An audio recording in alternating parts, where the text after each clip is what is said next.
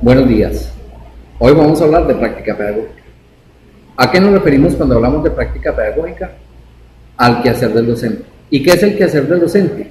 Las metodologías, las estrategias, la preparación y la forma como media con los estudiantes en el aula de clase. Es importante notar que no es una estrategia únicamente lo que es una práctica pedagógica. Es todo el compendio de actividades que tienen que ver con la razón de ser docente. Es la razón de ser de nuestro trabajo. Cuando hablamos de práctica pedagógica, tenemos que tener en cuenta que el docente debe conocer los lineamientos curriculares. En el caso de tecnología e informática, estamos hablando de aquellos lineamientos que determinan qué, cómo y hasta dónde se enseña en cada grado la tecnología e informática. Según la Guía 30 del Ministerio de Educación Nacional, los lineamientos están determinados en un conjunto de actividades que permiten ser competentes en tecnología. Ojo, claramente dice competentes en tecnología, no competentes en informática. Aunque hace parte del conocimiento tecnológico, no es lo único ni la única asignatura que se debe aprender, ni la única parte de la tecnología que se debe aprender. ¿Por qué razón? Porque los jóvenes deben conocer cómo se desarrolla el mundo tecnológico que ha llegado hasta nuestros días, desde sus orígenes. Es por eso que el Ministerio de Educación Nacional, a través de la Guía 30, determina cuáles son los lineamientos y cuáles son esos conocimientos tecnológicos, desde la aparición del fuego y de la rueda, hasta los medios de comunicación y las TIC que involucran hoy en día el desarrollo de las actividades del ser humano. Bien, entonces, lo que vamos a hablar es de la práctica pedagógica.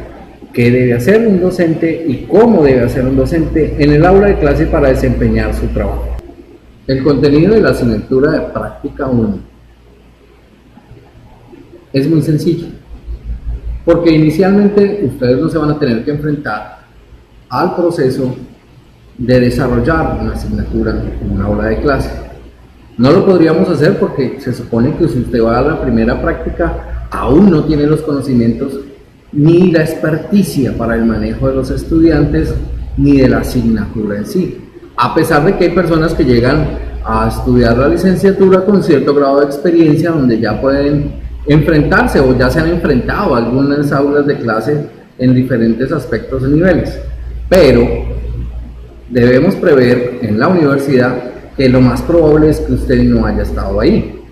Así que lo que pedimos hacer en la práctica pedagógica 1 es simplemente una observación de lo que el docente en el área específica en la que usted se va a desempeñar realiza en una institución de carácter público, donde y cómo se enfrenta a los estudiantes en el aula de clase para hacer la mediación y que permita que sus estudiantes, a través de esa mediación entre el conocimiento, el estudiante y el docente, adquiera unas competencias en el manejo de la tecnología e informática en este caso, o en el manejo de la lengua castellana, o en la educación física o de las ciencias naturales.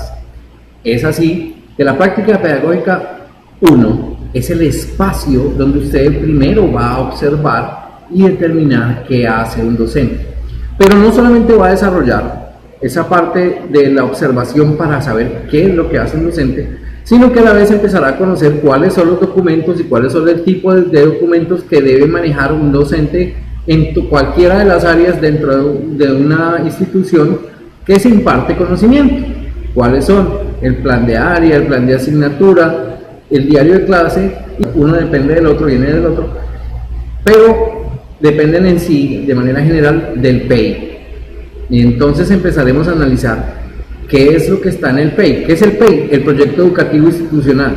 ¿Qué es el plan o la hoja de ruta que debe seguir una institución encaminada hacia un objetivo que está planteado en su misión y en su visión?